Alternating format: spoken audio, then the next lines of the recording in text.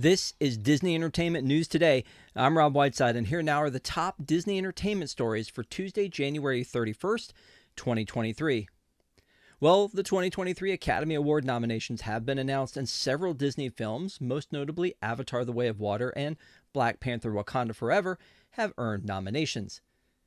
Some of the nominations include Avatar: The Way of Water for Best Picture, Best Sound, Best Visual Effects, and Best Production Design. Black Panther: Wakanda Forever received nominations for Best Supporting Actress, Best Costume Design, Best Original Song Lift Me Up, Best Visual Effects, Best Makeup and Hairstyling, and Avatar: The Way of Water and Black Panther: Wakanda Forever are both nominated for that Best Visual Effects category. Turning Red was nominated for the Best Animated Feature, Fire of Love for Best Documentary Feature Film, and Le Pupille Best Live Action Short Film. The Italian film was released on Disney Plus in December and is the first live action short film released on Disney Plus to be nominated for an Academy Award. Head on over to our website for the full list. Speaking of Avatar: The Way of Water, it's expected to surpass Star Wars: The Last Jedi and the Avengers at the domestic box office and become the 10th highest grossing movie in the USA and Canada with $623.3 million, according to Deadline. Avatar: The Way of Water is expected to gross another 14 to 16 million for a 7th straight weekend at number 1. Right now it has about 604.8 million domestic box office. Star Wars: The Last Jedi had a domestic box office of 620.1 million, while The Avengers had 623.3 million. Avatar: The Way of Water made $1 billion in less than 2 weeks and has since hit $2.074 billion globally, making it the 4th highest grossing release of all time, knocking The Force Awakens down to 5th place. James Cameron has directed 3 of the top 4 films. Here's what the top 5 list looks like right now.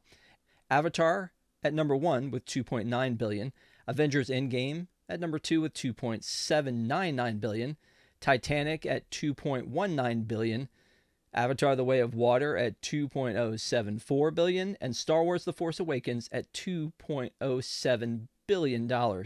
You can check out several clips from Avatar: The Way of Water released at D23 for a quick look at what can be expected from the second Avatar film if you haven't seen it already. As previously announced, Sigourney Weaver makes her return, but this time as teenager Kiri. Her original character, Dr. Grace Augustine, died in Avatar. The film earned 4 nominations at this year's Academy Awards, as we discussed. Avatar 3, which will feature evil fire Na'vi, was filmed at the same time as Avatar: The Way of Water. Disney on Broadway is developing a Coco live-action stage show. L7 Taylor from Mufasa in The Lion King on Broadway announced at a Disney on Broadway concert during the 2023 Epcot International Festival of the Arts.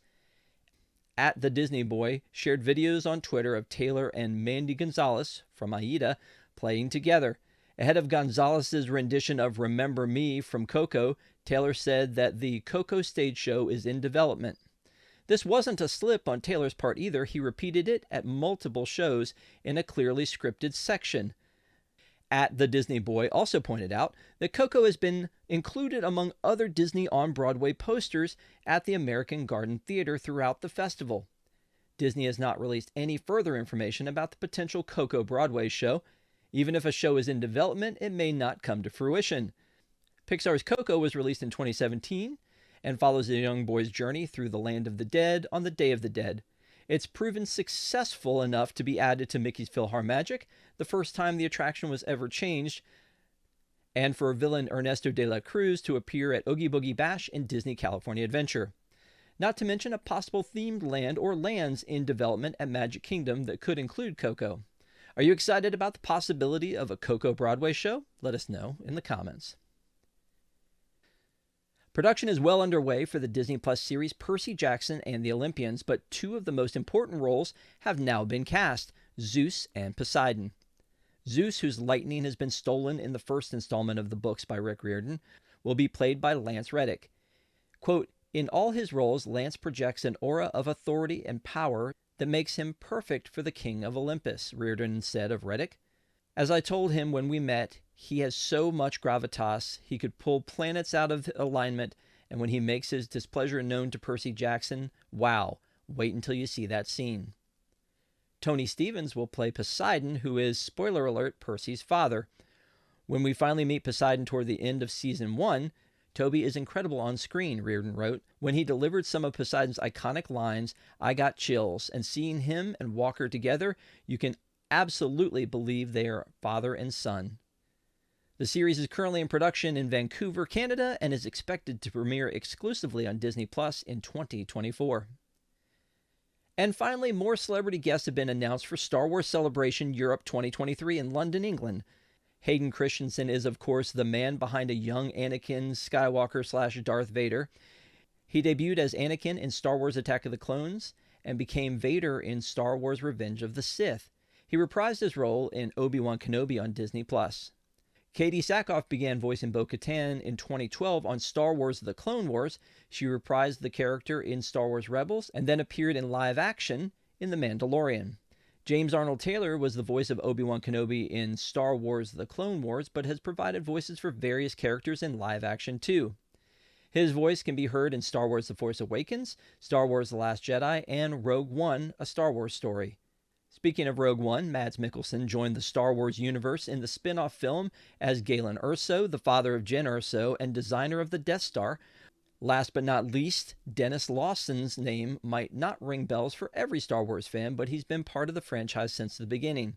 He appeared as Wedge Antilles in every film of the original trilogy and returned to the role decades later for Star Wars The Rise of Skywalker.